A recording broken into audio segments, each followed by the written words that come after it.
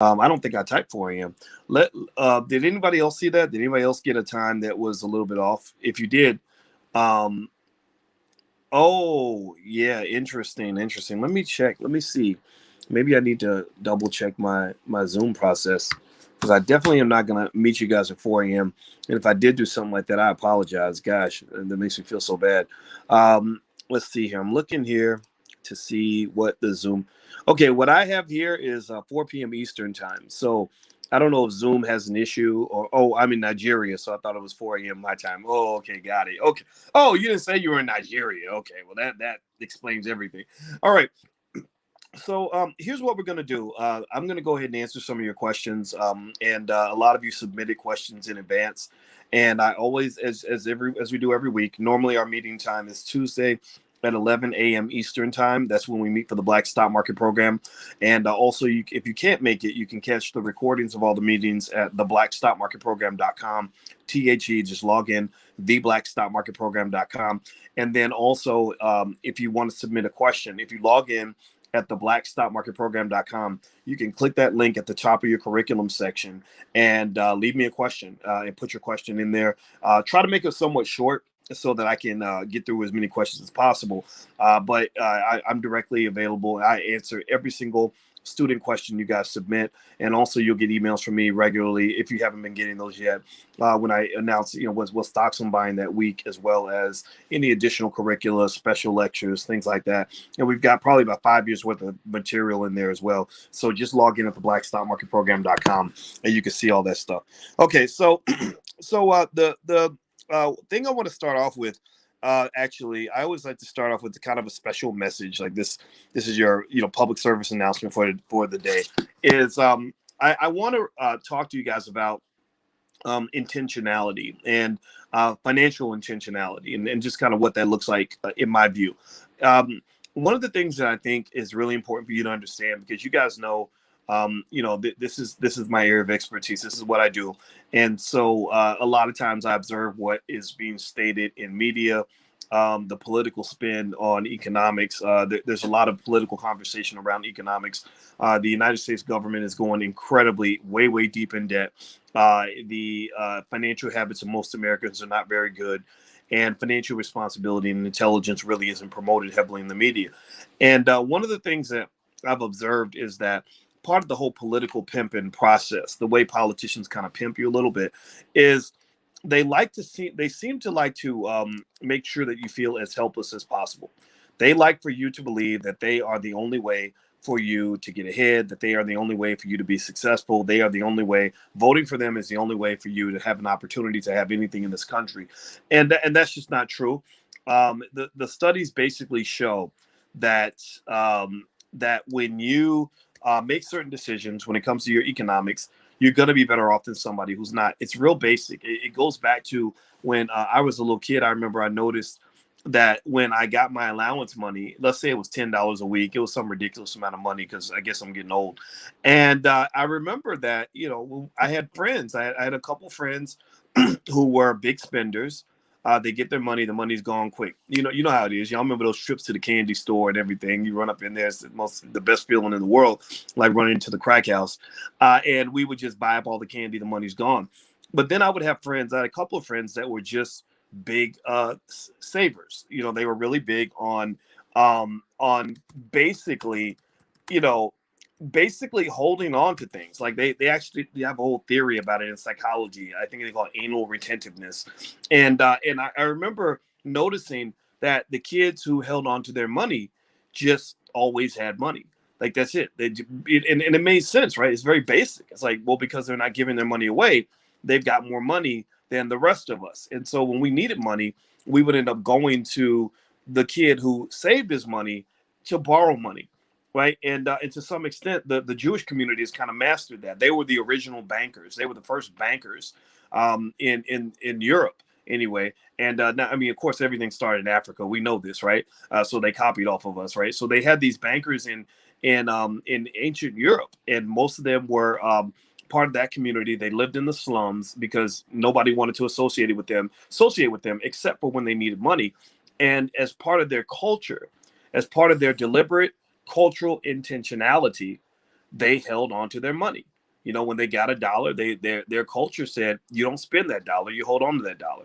And so as a result, they were able to loan dollars out to other people, or whatever the currency was at that time, because they made a decision to take that particular role in society.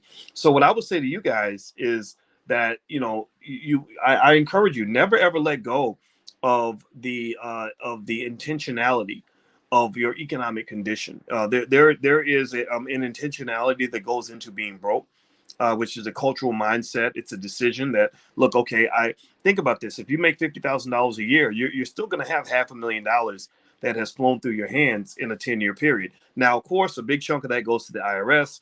A big chunk of that goes to paying bills. A big chunk of that goes to necessities, to food, things like that. We know this, right? But then I was thinking about this song. Anybody remember that old song, Just Got Paid Friday Night? Body Hunter. Remember that? You know, and it's like, I just got paid, right? A great song, right? It made you feel good.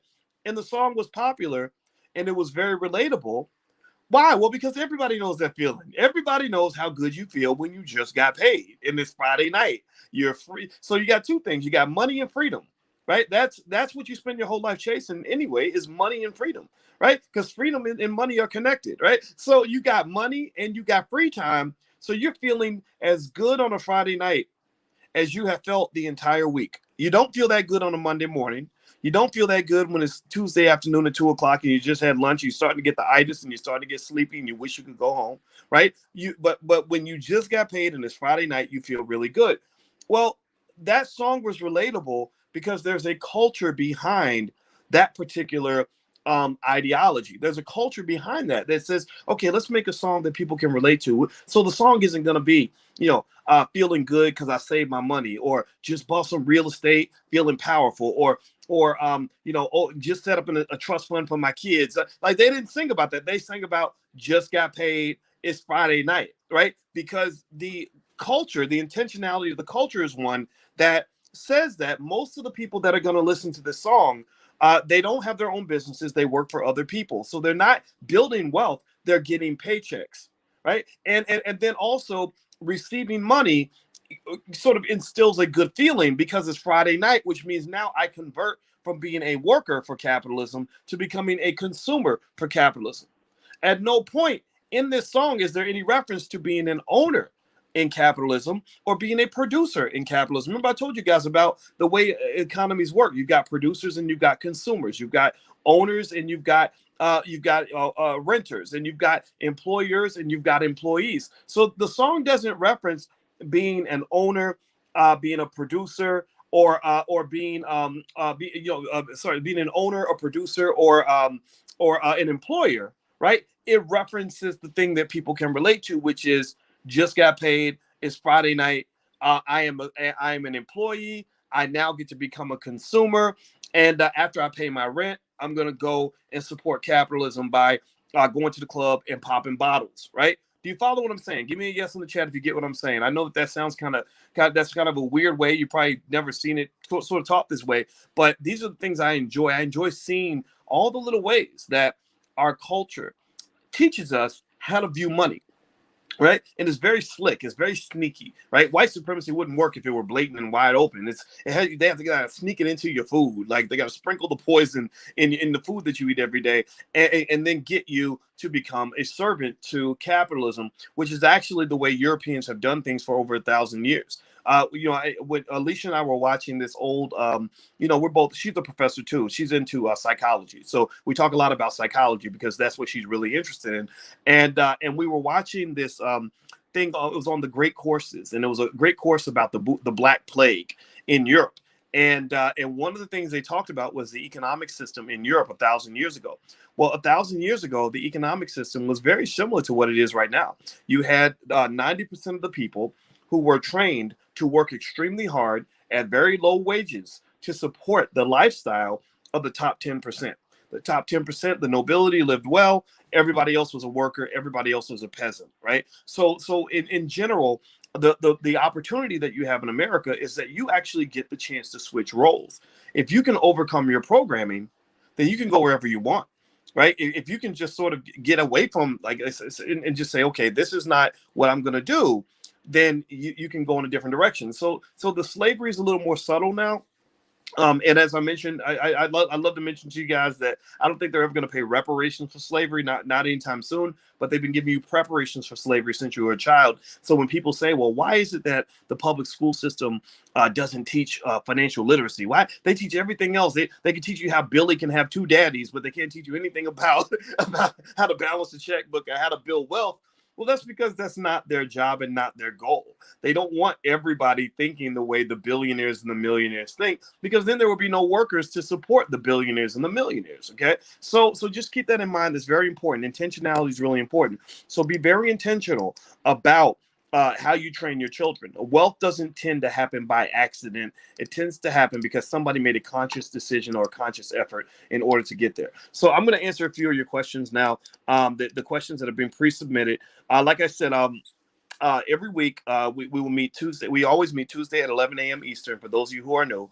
And also every piece of content, the places you can submit your questions, everything is right there. If you log in at the blackstockmarketprogram.com, you'll find it right there. Okay, so the first question is from Pacola Brown. Pacola asks, what index fund would you suggest to invest my money for my granddaughter for longevity? Well, Pacola, I'm not going to make a recommendation on any particular index fund, but I will say this. There are things out there. Vanguard has a lot of great funds.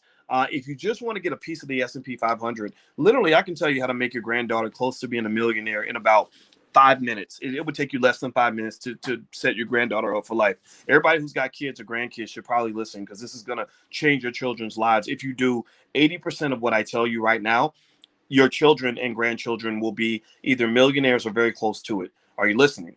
Tell me, please confirm to me that you're hearing me right now. This is very important. You can go into, say, a Robinhood or a Stash account and set up an account. It doesn't have to be a custodial account in the child's name, just an account where the child will be the beneficiary at some point. Set it up according to that $5 a day investing plan that I put together for you guys. And it's very, very basic, very, very simple. Anybody can do it. And literally have it set where you're going to automatically deposit, say, at least $30 or $40 a week into that account, and the thing that you would buy would be what they call a spider, SPDR. SPDR, the spider, is an S&P 500 index account, which basically tracks the entire S&P 500. Basically, what that means is that every week when that money's going in, your granddaughter is going to own a piece of McDonald's. They're going to own a piece of Nike. She's going to own a piece of Apple. She's going to be an owner in Tesla. She's going to be an owner in Google, right? But little pieces of those companies. And if you do that consistently, then what happens is that based on the history of the stock market, if a person had done that for you when you were a child, just some small amount of money every week, then what happens with the $5 a day investing plan? I talked about the math to you guys before. I like to talk about it a lot because it's really the basic stuff, the little tiny changes that make all the difference in the world. And basically, after about 10 years, that amount grows. If you're doing $5 a day, which is less than a Popeye's chicken value meal, or $35 a week, you would literally get to it's called the S&P 500 Spider Index. It's an ETF, which is an exchange traded fund, which is a lot like a mutual fund. And basically, the ticker symbol is SPDR, by the way.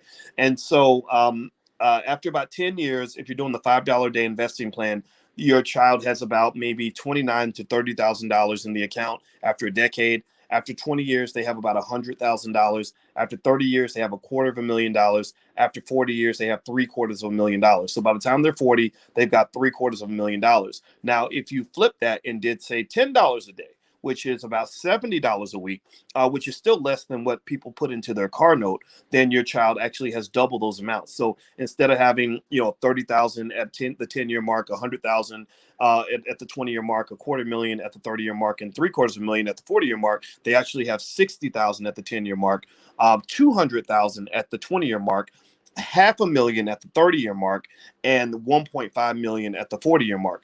And what's beautiful about this process is that anybody can do it. Finance and investing has become heavily democratized.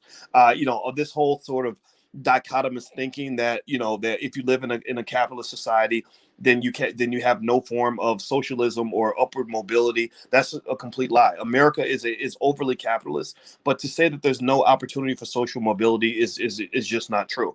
There are many people who, including many people on the far left, who are like Bernie Sanders, who makes millions of dollars a year. Who, many of whom may have started off with very little and actually grew into becoming wealthy people because they invested in education, and somebody bought a house. Their parents bought a home and left them a home. Little things like that, right? So, so the stock ownership thing, I think, is a great opportunity to ensure that, say, by the time that child is 30 years old, they've got hundreds of thousands of dollars. And this is a basic plan that requires actually no financial literacy. It's something you can actually do today that would take you probably less than 5 minutes to do. And the key idea is that you don't want to touch it at that point. When I did a lecture, I did that special lecture. Actually, where's that lecture at? I think it's at 100yearfamilyplan.com. I'm gonna see. I'm gonna double check. I think the URL is 100. The number 100yearfamilyplan.com. I put together a special lecture on that page where basically I showed how a typical family, a regular family, just like you and I, regular people, could actually have $100 million in assets within, say a 100-year period, 2 or 3 generations, right? So this was big picture thing, and this was way out in the future, though. This is like 2 or 3 generations down, but still, it's one of those beautiful things where when you harness the power of compound interest, you can grow this into amazing things. But then what you do is, if you think about it in terms of like maybe military strategy, one thing I've noticed, like with military strategy, and I use this example because I have a lot of soldiers that follow me, because I love my soldiers. Like, first of all, because I respect soldiers, but then second of all, because they tend to, so my soldier friends don't spend as much time whining about a problem as they spend actually solving the problem. They execute the mission. So you're on a mission. You have a mission for your family. No matter what your situation is, you have a mission. So it's up to you to decide if you want to fulfill it or not. And one of the things that it makes me think about is in military, before they go and they decide they want to conquer a territory, they might go in and do a bombing raid where they'll have the planes fly over and they'll bomb the city, to sort of clear the path for the ground troops. And after you bomb the city like crazy, then you start sending the troops in to kind of finish the job, right? I know that's kind of a gruesome example, but whatever. I don't know. I've been playing video games with my kids a lot lately, so maybe it's made me more violent. Who knows? But here's the point. I think of that $5 a day plan as the bombing campaign for your kids. Like, you want your children to conquer their future. You want your children to conquer white supremacy. You want your children to be able to experience the joys of freedom and conquer anything trying to hold them back. You want them to burn through any obstacle. You want them to have Black excellence, all these things, right? So that $5 a day plan to me is that first stage to liberating them with that bombing campaign. Like, son, I'm gonna bomb the future for you and clear a complete path for you, so that when you're 25 years old, you're not gonna be in these typical Negro struggles that we hear about every day, where you've got all these people that can't even make a move because they can't get access to $5,000. They have a great business idea, can't get $5,000 to get it off the ground.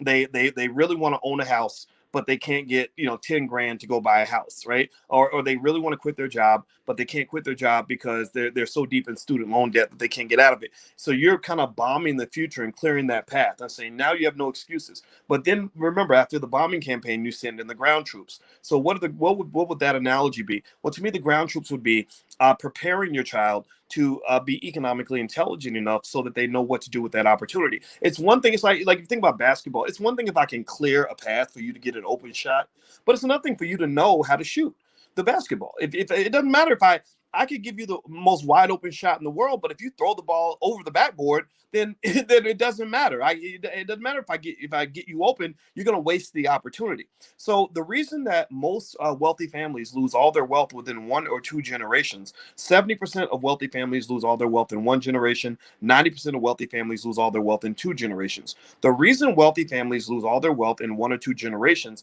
is because they did not go in for the kill. They did not complete the job. They cleared the path for the kids, and the kids threw the ball over the backboard because nobody taught them how to dribble and shoot. So for you, what you do is you want to make sure that your children, before they receive any other piece of these ridiculous educational curriculums that are out there, I see Norman says teaching our own.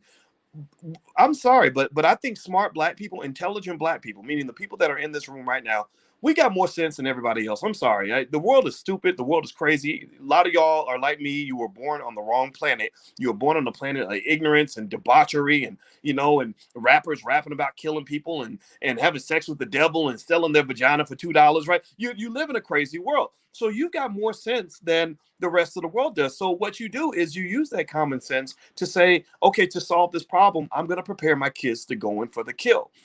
If you have two people and you hand each of them $500,000, their mindset will make all the difference in the world in terms of what happens to that money at that point. It's like NBA players. You got some NBA players who take their $10 million a year salary and they're going to flip it into $1 billion. They're going to be billionaires before they're done because they're smart, like LeBron James. But then you got some NBA players, like maybe Antoine Walker, who, you give him $10 million a year, the money's gone, right? Mindset is everything. Training and skills, everything. Even with LeBron, I doubt that LeBron has taken a bunch of classes on finance and investing, but I bet you the people around him have. I know that LeBron sends the people in his camp to school to learn the skills that he may not have because he says, my specialty is playing basketball. I'm focused on that. But you need to go to the Nike facility and learn how to negotiate contracts. You need to go to culinary school so that you can become my dietitian. You need to go and study with the people over at Fidelity or at the Harvard Business School to learn how to manage my assets. And then boom, you've got a great team. So with your children, if you prepare them when they're young, right, you groom them to be the children of a wealthy family, right? That's a different type of grooming. That's a different type of education. Public school will teach them how to be worker bees. Even state universities teach them how to be worker bees. Well, you're building wealth. You cleared the path for your children. You've gone on the bombing run. So you cleared out, opportunities for them that 95% of our kids don't even have. So your educational process has to be one that teaches them how to manage assets. For example, I have a friend whose father was wealthy. She actually lives in Africa. Her father was very wealthy from cows, and her grandfather had cows, and her great grandfather had cows, and they literally passed this generational wealth through cows, from one generation to the next. And then her father passes, and she becomes the head of the family empire. And suddenly she's sitting in meetings with investment advisors and real estate people and lawyers and dealing with all the complexities that come with being rich. Well, there's a grooming process that she had to go through to be ready for that, right? So you have to groom your children to know what to do if they've got $500,000 in the bank so they don't go out here and act like a damn buffoon.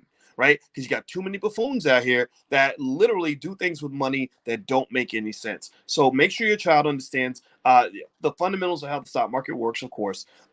Real estate, how to acquire real estate, just the very basics of that. And lastly, the skill of how to run a business. They don't have to be a business owner. They don't have to be an entrepreneur, but they should understand the basics of entrepreneurship so that they can have the kind of creative thinking necessary to take that 500,000 or 300,000 that you leave them and flip that into $1 million or more. It's very easy to do if you know what you're doing. It's very hard to do if you don't. Okay. So intentionality and culture. Plan your empire. It will not come by accident. Nobody's going to give it to you. It will not come through a lottery ticket or a record deal or an NBA contract. It's going to come from you making a plan and you planting the seed. Got it? Good. Okay. So let me go to your next question here. Charity Johnson asks, these are pre-submitted questions, by the way, if you just came in. In your opinion, are these stocks more of a long-term play or a stock option play? Okay, you list a lot of stocks here, Charity. I don't know the details on every stock. I'll look at the ones that I know. I see Workhorse and Afria, looks like APHA, which Afria is a cannabis company. I see Afria and Workhorse as option plays, meaning that I used to own Workhorse in order to sell the options. Now, those of you who bought Workhorse, just know that there's a big class action lawsuit happening with Workhorse where a group of investors are alleging that the stock price was artificially pumped up by management by basically overstating the potential that they were going to actually get that U.S. Postal Service contract to make those electric vehicles. So there are a lot of people alleging various types of fraud. and you can participate in that lawsuit. Just Google it, look it up, and you can reach out to the law firm and become a part of that suit if you are a shareholder. I personally made a lot of money from Workhorse because I wasn't waiting for Workhorse stock to go up. I just sold the options. And anybody who doesn't know what I'm talking about or wants to learn more about stock options and how they work, I have a whole masterclass on it. It's stockoptionsmasterclass.com. So feel free to go to stockoptionsmasterclass.com if you haven't taken a look. Okay. So the next thing that the next question I'm looking at here is she says, what's the rule of thumb for the number of shares to purchase and in order to really see a 4-digit ROI? Okay, so Charity, if you're talking about a 4-digit ROI, that's pretty big. I mean, I guess you're talking about like 1,000%, which I guess would be 10xing your investment. That's not something that is that's not easy to do in a short period of time. It's very easy to do in a long period of time. But if you're talking about 10xing your investment, meaning I put in, $1,000 and I turned it into 10,000, that sort of fast money thing doesn't typically happen in the stock market. And when it does, it's because you've taken a lot of extraordinary risk. Meaning, yeah, you could go put your money on some deep out of the money call options and hope for the best, but there's a greater chance that instead of getting a 10x return, you're going to lose everything you put up. So if you are going into the market in a trader like capacity, I think it's just very important to remember that trading is not the same as investing, right? So investing is more of a long-term process where you're growing wealth in a systematic fashion. Trading is just kind of rolling the dice, shooting the craps, shaking the bones or whatever. And that's fine. I mean, people do that, right? But when you gamble, you should gamble with your extra money. You should gamble with an okay to the idea that you may lose everything. And in that case, I've seen people get 1,000% return, things like that. Now, in terms of all the different ways of making money, the easiest ways I've seen people, or the quickest ways I've seen people make a lot of money really fast, is by learning how to start a business and finding all these little pockets of opportunity where you can actually build a business without spending a lot of money, maybe based on skill you have or something like that. Like I've seen women, that know how to do hair, create hair care lines, and they're able to, set the brand up properly. Next thing you know, they're making $80,000 a month or something like that. So I think entrepreneurship is a great way to make cash flow and quick cash flow, even a side hustle, right? Even a little side business where you're serving some small demand. And that requires the type of thinking that you may want to get by taking a course or something like that. And then the stock market, though, to me, is more of a place where the more secure money tends to be longer term money from long-term buy and hold strategies. It's not something where you're going to get a lot of the quick flips. Cryptocurrency has grown probably the fastest out of all the investment classes. But remember, in 2017, crypto had a crash. A lot of people had, $50,000 invested in crypto, and that turned into $10,000 overnight. So remember that what goes up can come down, and there are very few places where you can get all the reward with none of the risk. The world just doesn't work that way.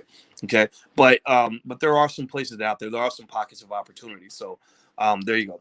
All right. So Robin Jackson, what is a cash sweep account in my TD Ameritrade account? I did not initiate it. Should I keep it? All a cash sweep account is in TD Ameritrade, Robin, is it's basically a place where they put your cash and you earn interest on your cash until you decide to invest your cash. The interest is nothing. It's almost non-existent. Savings accounts just really are a ridiculously sad way to grow your money because your money doesn't grow. It just kind of sits there. It's like planting your garden in concrete. It just doesn't grow. So in order to get a yield on your money, there are some, ETFs and stocks out there that pay dividends pretty consistently. There's a little bit more risk involved, but that might be a better way to get that small amount of consistent income. But if your capital base isn't that big, it's not going to be a ton of money. Like I have stocks I own that pay me dividends, and it'll be like I'll get a little notification once every couple of days, like, oh, you received $1.45 from McDonald's, right? Or today Nike paid a dividend. You got $2.82. that's not really enough to really move the needle. And so I think I like selling stock options as a way to make a little bit more money. But everything you do that generates cash flow always comes with risk. So never think you're going to get away from that. That's always there. Terrell, let's see. Hey, Doc, I paid for a private consultation 2 weeks ago. Your support staff. Oh, okay. So Terrell, I think that was taken care of. So, so every now and then, I don't do a lot of private consultations, but if you wanted to do one, you can feel free to email support@theblackbusinessschool.com. That's support@theblackbusinessschool.com. The private consultations are not cheap. It's probably better to just talk to me in class, and that way you can submit your question. I'll answer your question. But sometimes people want to talk to me directly, and you can feel free to do that. And so, Terrell, I saw a note about you today, so I think they took care of you. Okay, so Philip Wright, Dr. Watkins, I don't want to work endless hours in business. Should I invest in existing e-commerce business or an e-commerce startup? I'm trying to understand the present future value of financial assets or both business models. Okay, so Philip, it looks like you got two questions there, but what I'll do is I'll collapse that into one discussion about not working endless hours in the business, and I think this is really important. A lot of you were led to believe that if you have a business, that you should be busting your butt and working, nonstop and everything else. And I'm not saying that that's a bad thing, right? I'm not saying that can't be part of the process, right? Where you start that business, you grind and you hustle, and I think I think I saw a brother that has a real great platform called Sleep is for Suckers or something like that. And I immediately said, wow, I like this guy a lot. He's smart, but I don't agree with that. I think sleep is for everybody, and I love to get my sleep because sleep is a part of my mental health. If I don't get enough sleep, I'm grumpy. My body starts to do weird things. And actually, there was a person who a guy who studied cancer, and he studied thousands of cancer patients around the world. And one of the things he found was that your likelihood of getting cancer, according to this person, was linked to how much sleep you got. Sleep was one of the factors in determining whether or not people get sick and have cancers. And it makes sense because when you sleep, your body is supposed to, that's when it regenerates itself and all that. And so knowing yourself is really important. He also said that it was just as a little factoid. He linked it to, I think it was sleep, drinking enough water, which I got water right here. He said, literally going to the bathroom, getting those toxins out of your body, right? Just basic stuff that makes sense, right? And I remember learning this a long time ago that when I was thinking about the things that anybody seen that, I know it's a little bit of a tangent, but I promise you it's worthwhile.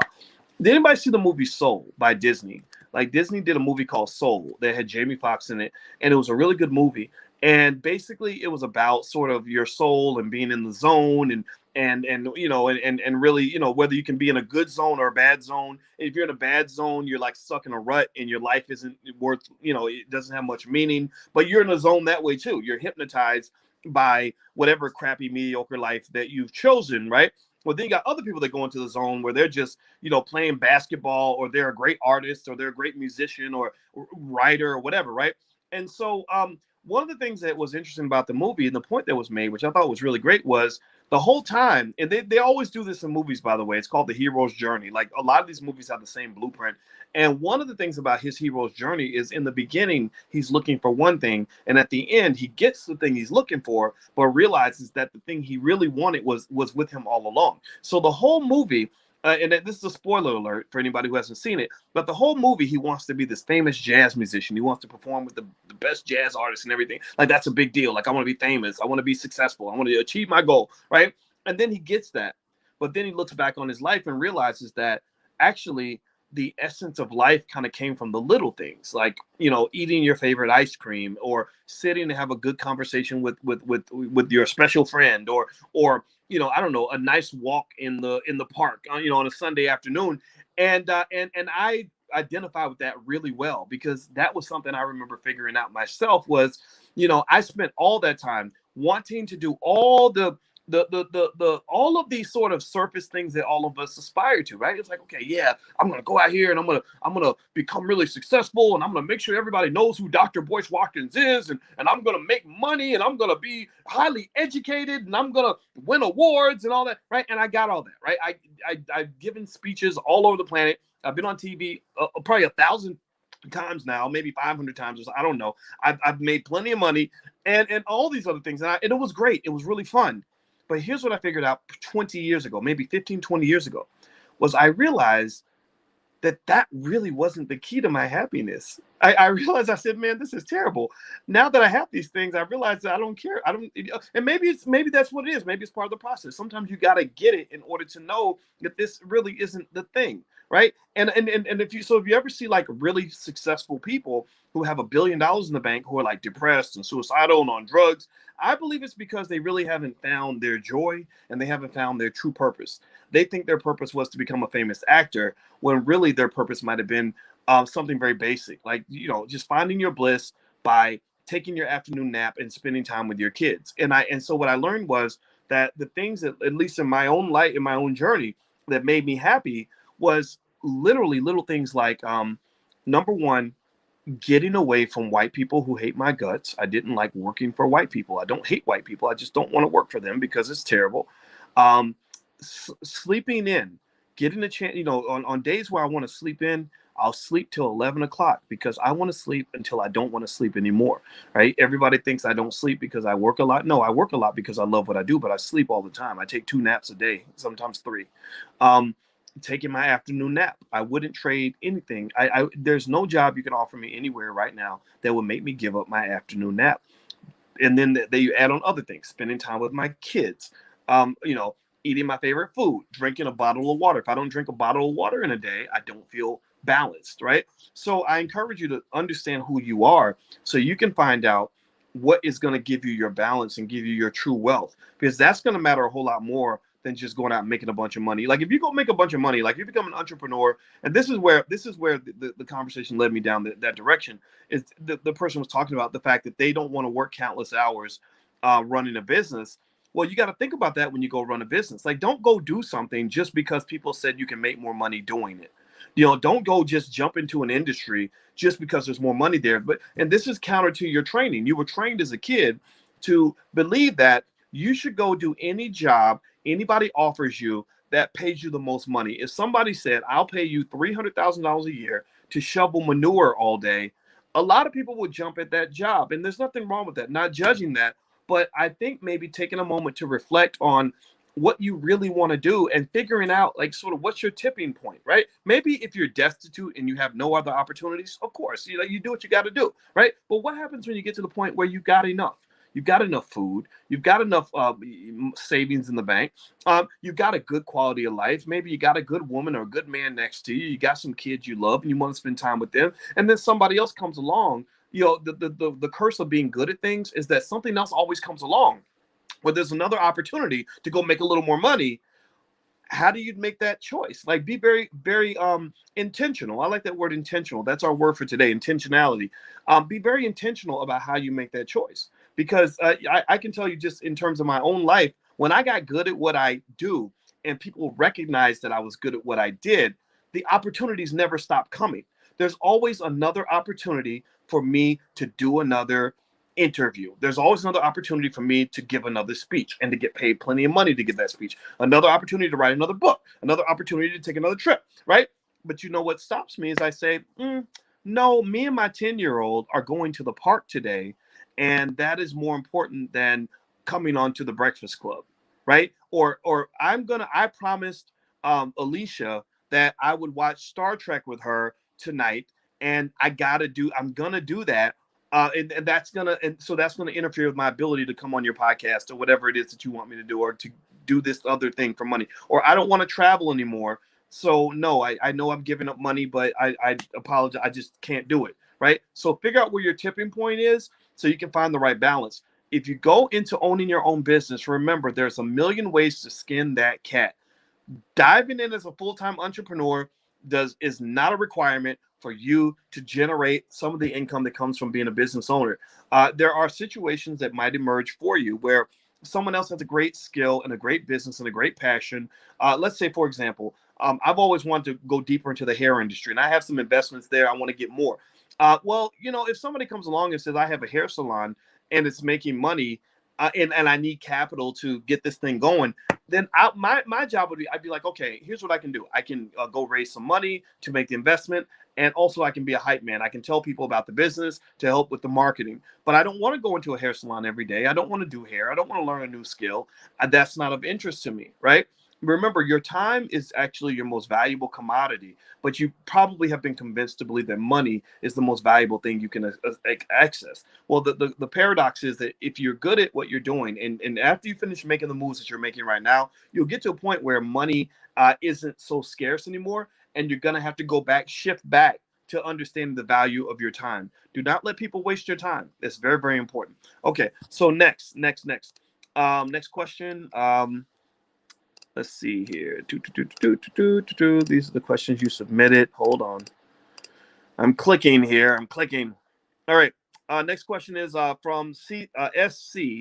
Hey, Dr. Boyce, what would be your recommendation platform or app for trading options in the UK?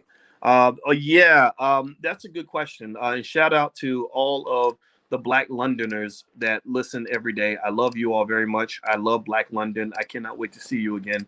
When I went to London and we did an event, and it was totally packed. Like, all you guys came out, and I just want you to know how much I love you. And London is actually one of my favorite cities anywhere. There are a few. I'm going to name a few in London. I got a little list of Saxo Market, Saxo Capital. There's a company called IG, a company called SpreadX, another company called Finco, FINECO. And all these companies allow you to do options trading. Another way you might want to deal with that is go to some of the bigger banks in London and just tell them what you're trying to do, and they can guide you to some sort of platform that will allow you to do that. Same thing is true for any country that you're in right now. Shaquan Talley. Good morning, Dr. Watkins. What would happen to the stock market if the app that I own is no longer available in the future? Don't worry if your app goes out of business and it's a major company like Robinhood or Stash. You're not going to lose your money. Your money is protected because remember, you own the stock. The app does not own your stock. You own that stock. So if I own shares of GE, that's technically a deal between me and GE. I can go to GE and talk to them as a shareholder about the shares I bought in their company. The broker is just the middleman. The broker is the person or the entity that makes the deal happen. They're not the actual owner of the asset. So keep that in mind. Okay, next, Erin Wilson says, does highest implied volatility matter as much when selling a call? What are other things I should look for when deciding which stock to buy for selling options? When I go through my method of looking for which stocks to buy to sell options, I look at implied volatility. I look at trading volume to make sure it's not some company that's too lightly traded. Lightly traded companies are highly illiquid.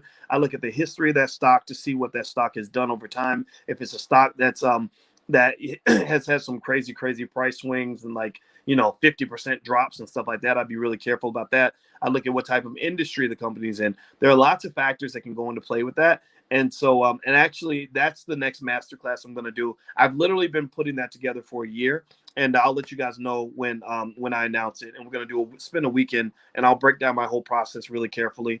I just want to keep testing it out before I actually release it to anybody. Because if the lab blows up, I want to make sure I'm the only casualty. I'm not going to teach you guys anything that would be harmful to you. So that's why I'm taking my time with this. But I'll let you guys know when it's ready. Don Watkins, can a rollover IRA from a previous job go to an Ameritrade SPDR, SPDR? That's what we were talking about earlier, the S&P 500 SPDR, the ETF that allows you to own a piece of every stock in the S&P. Yes, you can. You can roll over your IRA to any brokerage account you may have. And all you got to do is just contact them and tell them what you're trying to do. And that will allow you to do that. Okay, next question. Terriel Tomlin. Since there are so many different areas on E-Trade, how do I comb through them? I have an E-Trade account. How do I make money? Okay. Well, to learn E-Trade, what I'm encourage you to do is don't try to learn it all at once. E-Trade has a lot of extra functionality. There's just so much in there that you can do. And so you may want to just watch a tutorial. Just go on YouTube and type in E-Trade tutorial, and they'll explain everything and what's there. And then what happens after that is just repetition kicks in. Just practice every day. Just get in there every day, log into new sections, read what's there. But you're probably not going to ever learn every single thing there is to know on E-Trade. These platforms can be pretty complex. There's a lot going on. And it doesn't mean that the complexity should scare you. It just means that you don't have to feel like you have to understand everything in deep detail in order for you to use it. You may just understand the basics. That's okay too. Um, Next question, Israel Richardson. How can teenagers get into stocks in the stock market and start their profile early? Very easy. There are things called custodial accounts. Custodial accounts are available on apps like Stash and a few others, where you can actually get an account in the name of the child and allow the child to control their own assets. I don't use custodial accounts with my children because my children are a bunch of little spoiled brats. I love them to death, but I told them straight up, this is our family money, and you're not going to get it until you earn it. And so we're going to invest for you. And if you act right, then the trust will release funds to you when you get about 25 years old. If you don't act right, like if you want to go take all our money and go spend it on your new boyfriend or something like that, that the trust will not allow that to occur. So ultimately, I that's my personal point of view, but I do think it's okay to allow them to have something in their name that allows them to trade consistently. But I'll tell you what, I'm not going to lie. It's really hard sometimes to get kids into money and investing. Some of you are lucky. I know in the Black Millionaires of Tomorrow program, we have a lot of teenagers that are literally making more money than most grown-ups. They literally have accounts of like $50,000 and stuff like that. Because they just naturally took to it. Like I was like that when I was 12. I wanted money. I wanted to, I was selling candy door to door. I was delivering newspapers. I got my first job as soon as I could. Like I literally started working in a restaurant when I was 14. I started selling candy door to door when I was 12 because I wanted to have money. But sometimes, when you raise these kids in the suburbs or whatever, where they never know scarcity, they've never known what it's like to not have enough food in the refrigerator, or to have things that they want and they can't get it. Like to go in, I remember going into a Wendy's and I fantasized about having enough money to eat at Wendy's. I swear to God. I remember thinking, my God, these cheeseburgers are $2.50. I can't afford to eat here. Right. And I remember thinking, man, it would be really nice. This is how stupid, this is the mind of a 8-year-old. But I remember thinking, man, I can't wait till get enough money where I can go to Wendy's and eat whatever I want, or I can go to the movies and I can get the $4 popcorn and a drink to go with it. Like those are my fantasies. Those are my financial fantasies. And I think that the benefit of having that kind of hunger is that it made me very ambitious at an early age. I wanted to go out here and hustle. And in fact, if you could have replaced all my years in college literally by putting me in a program. If there was a program called How to Make Money Like a Millionaire, where millionaires were teaching me how to become a millionaire like them, I would have took that over college any day of the week, because I went to college and learned all that crap just so I could find a way to not be broke anymore. Like that was literally my motivation. Everybody doesn't have the same motivation. I think it's okay to be you and be who you are. But literally that was what I wanted to know. Sometimes our kids don't have that. And that's what you got to kind of process as well. Is part of the reason that a lot of wealthy families lose their wealth in one generation is because your kids are cursed. You think that they're privileged when really they're cursed. Well, really, you are the privileged one, because there's a privilege in pain. There's a privilege in going through the struggle, right? There's a little bit of Black privilege. Black excellence tends to emerge from the Black struggle. People who are excellent at things are people that tend to have gone through the toughest training program, the most difficult experiences. They've overcome the worst obstacles, right? Those tend to be the strongest people. The people who never trained, the people who never had to overcome anything, the people who had everything that handed to them, those people are disabled. Like we think that that's privilege because everybody's caught up like, oh, that was so traumatic. We shouldn't put kids through trauma. And I get that. I totally get that. But, some of the experiences I had as a kid that would be defined as traumatic, which I'm sure that they were. I'm sure that there's something in all these psychology textbooks that would say that I was traumatized in an unfair way when I was a kid. Some of those experiences really made me strong. It made me grateful. It made me, it gave me determination. Like getting bullied at school. Like you remember back in the day when you go to school and some bullies like taking your lunch money and beating you up, and and you can't do anything because you're 10 and he's 14, and he's on the football team, and like stuff like that. Not to say I think every kid should have to go through that, because it was terrible, but those things give you survival skills. And so if you talk about I believe almost every tragedy, almost every difficulty can be flipped into a positive. And sometimes we forget about the positive. We're so focused on people always being comfortable all the time, no matter where they are, what they're doing, or whatever, that we forget that you're making them disabled when you never allow them to go through anything. So it's because I went through so much that I gained the hunger to become successful in so many other things, right? It was because Michael Jordan got cut. He went through the trauma of being cut from the eighth grade basketball team that he was fueled to go on to become the greatest basketball player or one of the greatest players in the history of the NBA. So just always remember the yin and the yang of that. Being privileged ain't always a privilege. Sometimes it's a disability. All right. So, Marcus, if investing in individual stocks, how many do you usually buy at once for each company? It really depends on how much money you have. It's really about spreading your money out. That's the key idea. And really, even deeper than that, though, you can buy one ETF or one mutual fund and be pretty well diversified. So don't even think you have to go buy a bunch of different stocks. It's really about style. It's about sort of the approach that you're most comfortable with. It's totally up to you. Okay. All right. So now what I'm going to do. So by the way, if you want to, if you send an individual question, you want to see your individual answer and everything else where you miss a session, we meet every Tuesday at 11 a.m. Eastern. You can log in at the blackstockmarketprogram.com to see the recording. You can also log in to see, all the shares, the different types of stocks that I'm buying each week. I've done this probably for well over a year, and there's this probably maybe 50 or 60 different entries in there. You can take a look at which stocks and why. And then also you can submit your questions to me. And also I encourage you to go to the blackstockmarketprogram.com, log in. It's theblackstockmarketprogram.com.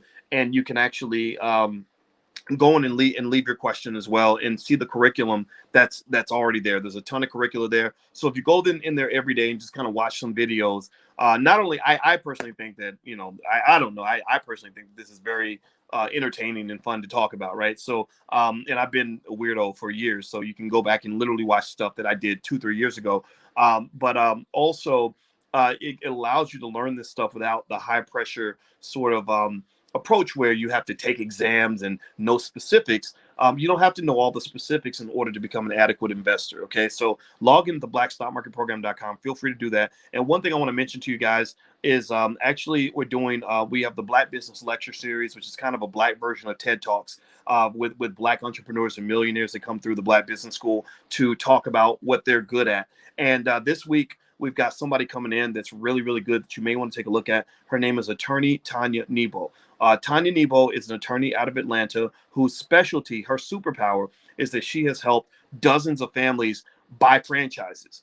Franchises are a great way to make money because you have a proven business model that's out of the box where they train you, just like, when you took a class in school, they train you on the business model. So what that does is that keeps you from having to go through the stress of figuring out, well, what kind of business do I want to do? How do I do it? What's the best model? Right? That process of just figuring out what business you want to do and how to do it can take 5 years. I've seen people take 5-10 years to get their stuff together in terms of figuring their business out. Well, a franchise allows you to simply, pay some sort of setup fee and obtain a family franchise.